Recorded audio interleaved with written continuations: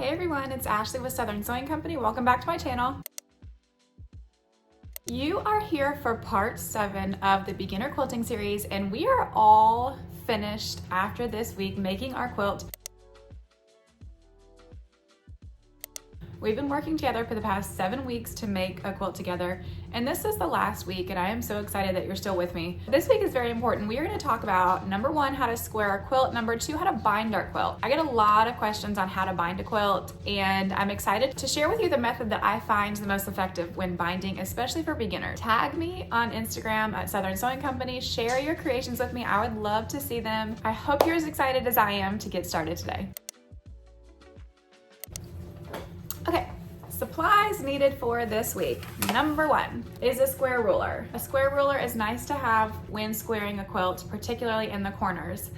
This is a 9.5-inch ruler. I'll put a link in the description box below. Number 2, you should already have this from part 2 of our quilting series, but this is a 6x24-inch ruler, anything long like this that we can use to go along the sides of our quilt as we're squaring it. Also gonna need a rotary blade, that's a given, iron, and a cutting mat. So first I'm gonna walk you through the steps on how to square your quilt. I have a pretty big cutting mat on the floor. This is a 36 by 68. I square quilts regularly, so this is easiest for me is to get on the floor, lay the quilt out.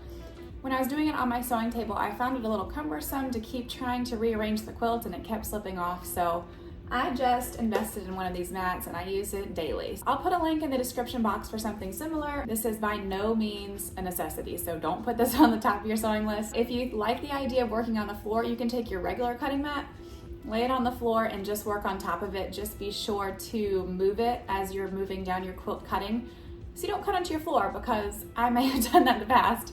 As I mentioned before, I use 2 rulers to square my quilts, a square one and a straight one. First thing I'm gonna do is lay my quilt completely out. The lines on this cutting mat mean absolutely nothing right now.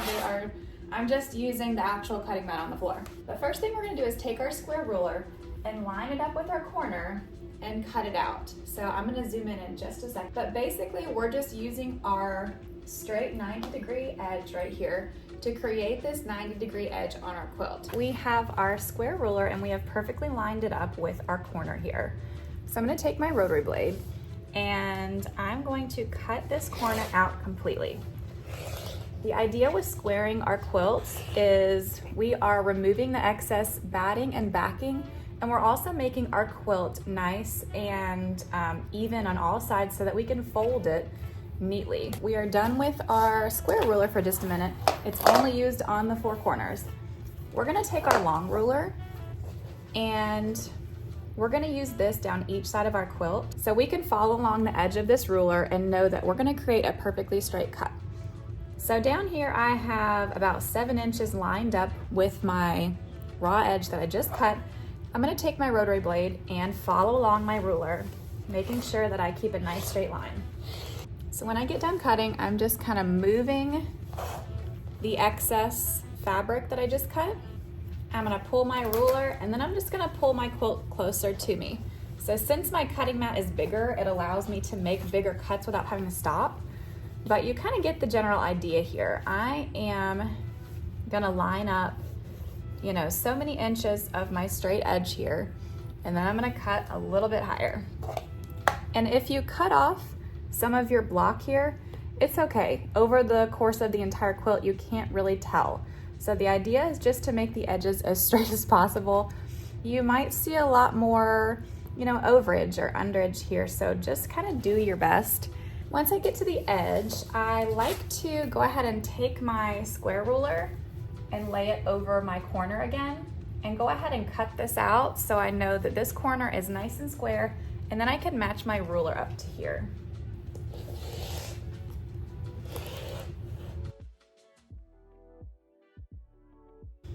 So since we're done with this edge, we're gonna rotate our quilt and repeat this down the other side.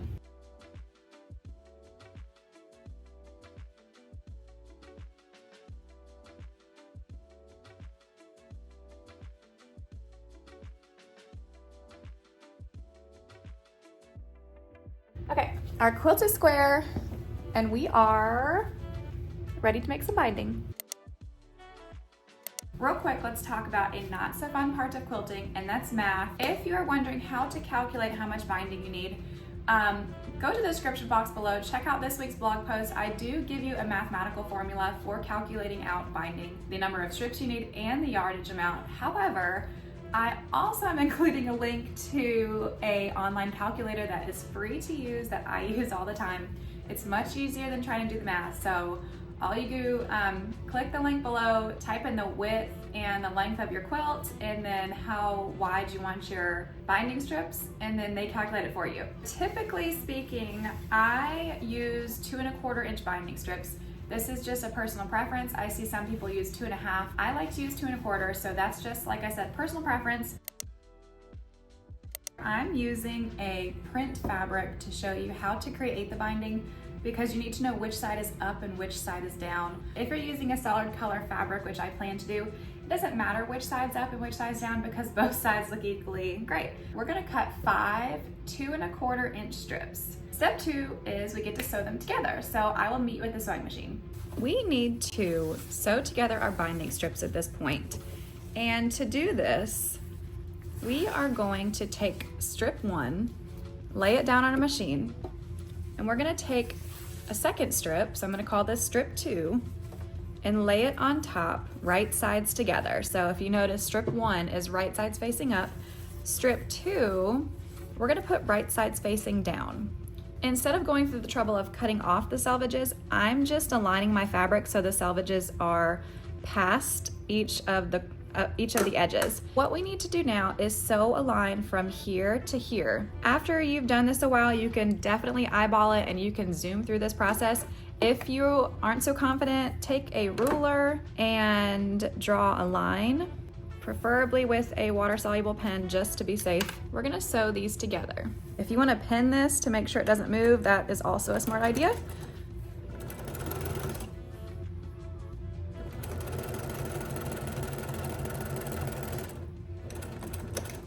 Before we cut our threads, we're gonna chain piece all of these together. So here you see strip 2 that's face side down. We're gonna find the end of it, and we're gonna face it right side up on our machine, horizontally, just like we did strip 1. Grab your next strip and place it right sides together on top of here. So again, we're gonna sew from this corner to this corner, and I'm not gonna mark it this time, I'm just gonna kind of move through these. When you get to the end of that one, we're gonna find the end of our strip, put it right sides up on our machine, get our next strip and put it right side down, remembering to keep your selvages off of the edge. And then we're gonna sew a line from here to here. And then last one. Okay, now you can cut your threads. I'm gonna share a little fun tip that I discovered once. All machines, or almost all sewing machines, come with a thread cutter on the side of your machine. Instead of clipping all of your chain piecing together or apart, this is a much faster way. Step 3 is to cut off the excess fabric here. So this can be done in one of 2 ways. Number 1 is to take a small ruler and line up your sewing line with the 1/4 inch line, and then just make a cut. And then we're also gonna cut off, these are called dog ears, I don't know why they call them that. We're also gonna cut off the little triangles. So this is option 1, and you would go through to each of the sewing lines that you did and just cut a 1/4 inch away from your sewn line. Option 2 is to just use a pair of scissors and kind of eyeball this too. So whichever way works best for you. There's one more somewhere. Where's it at? There it is. One more thing I forgot to mention. If you are sewing directional fabric, keep in mind which direction it's going. This kind of works both ways, but if you have directional fabric, you might want to make sure that it's going the same way throughout. I wasn't really particular here because I was just trying to do a quick video. Okay, last step, and certainly not least, is to iron our binding fabric. So we are going to fold this all the way down, hot dog style, We're gonna fold it in half and then just run our iron all the way down. So this goes pretty quickly.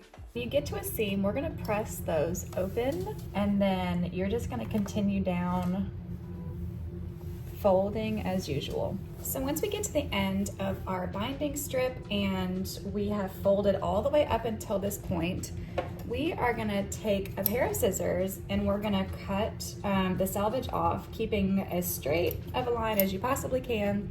That wasn't straight at all. So next we're gonna take our bottom corner of our binding fabric here and fold it up so that the bottom edges meet and it creates a nice fold. And then we're gonna iron this.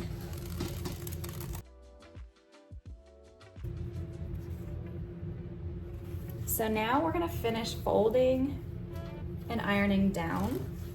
So what we've just done is create a little pocket that when we get done sewing our binding all the way around our quilt, the raw edge is gonna tuck in here and we're gonna sew it closed.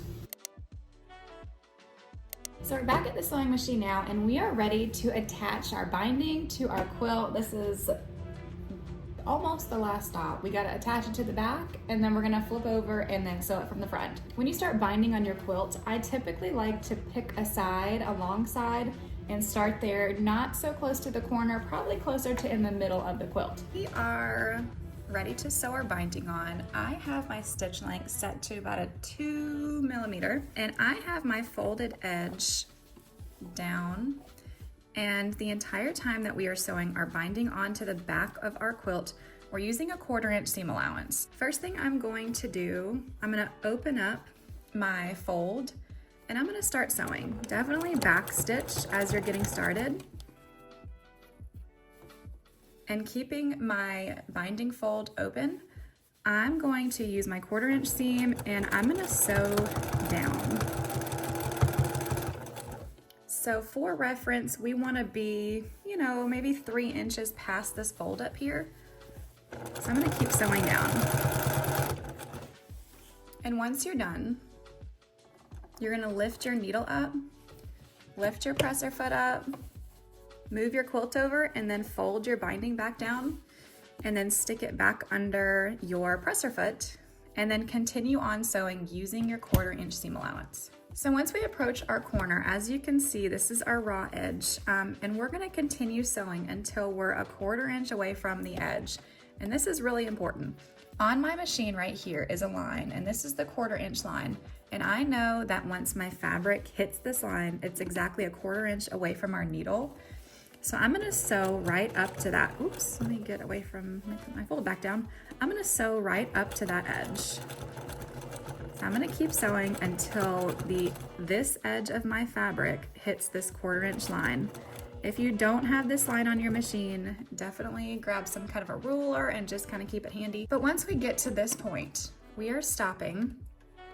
We're gonna rotate our needle up and then lift our presser foot up again and pull our work out. We need to create a mitered corner. So to do that, we're gonna take our excess binding. Remember, we stopped a 1/4 inch from the edge of our quilt here. We're gonna take our binding fabric and we're gonna fold it over to the right to, number one, create this fold right here that matches up with our corner. And we can also check to see if it's right if our raw edge of our quilt and the raw edge of our binding are both in one straight line. So this is the first step. Second step is to hold this down and fold the fabric back over so that now we can continue on binding our quilt this way. And we've also created this kind of little flap, but we're gonna hold it down. And I'm gonna show you again on the next corner, so don't get discouraged. And what I'm gonna do is I'm gonna turn my work, line my raw edge back up with my 1/4 inch seam allowance here. Then I'm gonna put my needle down about a 1/4 inch from the back edge of the fabric, and you can kind of see it's a line. I don't have any kind of marks to judge this. I'm gonna take a couple stitches forward and backwards. Then I'm gonna continue down just like we did before, all the way down this edge of the quilt. I will meet you back at the next corner to kind of go over what we just did again. So here we are at the next corner, and as I mentioned before, I'm gonna sew until this front edge of the quilt gets to the 1/4 inch mark, and I'm gonna stop, pull my needle up and then pull my work out. So I'm gonna take my binding strip, I'm gonna fold it to the right so the bottom edges are nice and straight. And I'm gonna fold it back to the left. So we know that our mitered edge will be right if the bottom edges, the bottom raw edges connect. Our fold is also perfectly aligned with this edge here. So I know this part is a little confusing, and it definitely gets easier once you have done it once or twice, so definitely go ahead and try. And if you have questions, leave them below. But then we're gonna line back up with our 1/4 inch seam allowance, and we're gonna start sewing about a 1/4 inch from the back edge. So I'm gonna continue doing this all the way around the quilt until I get to the end, and I'm gonna show you what to do with the raw edge of your binding.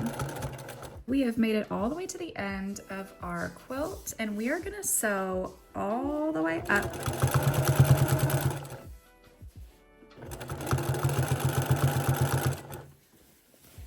So here, our idea before is we were creating a pocket. So we're gonna take our binding, we're gonna lay it on top, and we know that we want the end of our strip to be right in the middle of this little gap that we already created. What I'm gonna do is I'm gonna cut my fabric at an angle, the opposite of this angle. So my angle is actually gonna go this way. And I know that I want it to be right in the middle. So I'm gonna start it right here, and I always eyeball this. So I'm gonna cut my fabric. Definitely measure twice, cut once. You can't undo this. So make sure that it's going to fit in here before you cut it. But all I'm doing is opening this pocket, tucking in my raw edge so that these meet up and then everything's nice and smooth. And then I'm gonna continue on. We're at the end. Back stitch, cut your threads, you're done with the back. So obviously when you fold this over to the front, you're gonna have this little pocket, and this has never bothered me.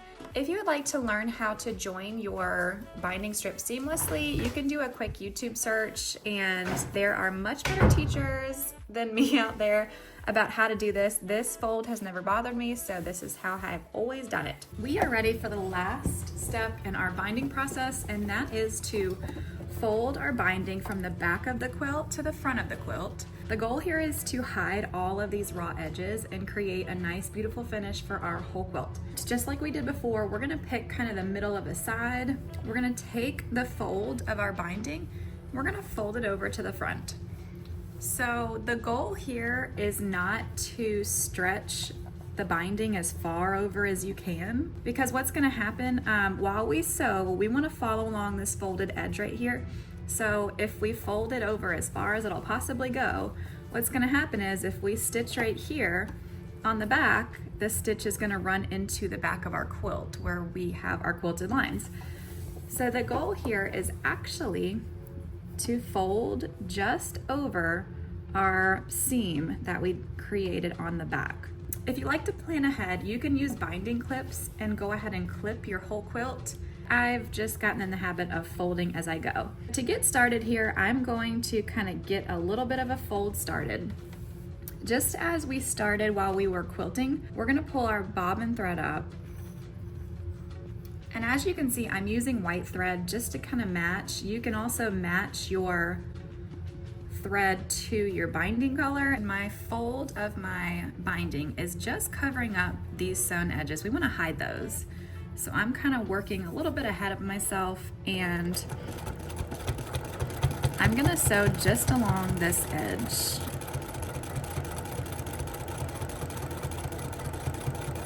The goal here is to make sure that our seam catches the binding and doesn't go into our quilt top. And this kind of takes practice. I tried to run off just to show you an example, but this is kind of what it looks like if your stitches don't catch the binding on the back. And this isn't wrong, it just doesn't look as nice as this thread does. So don't rip this out. This is just kind of, this happens sometimes, and this doesn't bother me. Most people that don't sew, they wouldn't even notice this. When I get close to a corner, I'm going to kind of work ahead and unfold things. And I usually like to clip off this little thread here. It starts to drive me crazy. When I was starting out, I liked to use clips just so I didn't have to hold so many things. But we are going to cover up our sewn line just like we were doing earlier. all the way down. And as you can see, when we do this, our binding kind of naturally starts to curve like this. So what we're gonna do is we're just gonna push it all the way down, and you can even clip up here to make sure it's not gonna move. It has kind of naturally created this angle here. And what we're gonna do is take this bottom edge and fold it up to create our mitered corner. You can clip this in place until you can get there and hold on to it, or if you don't want to mess with clips, you can just kind of hold it as you go. So I will definitely show you this again when we get to the next corner. But you're gonna keep sewing down along the edge of your fabric. When you get closer, you can take your clip off. You're gonna sew down just over that fold and then stop. Leave your needle down, pick your presser foot up, turn your work, and then we're gonna continue on just like we did before, down this side.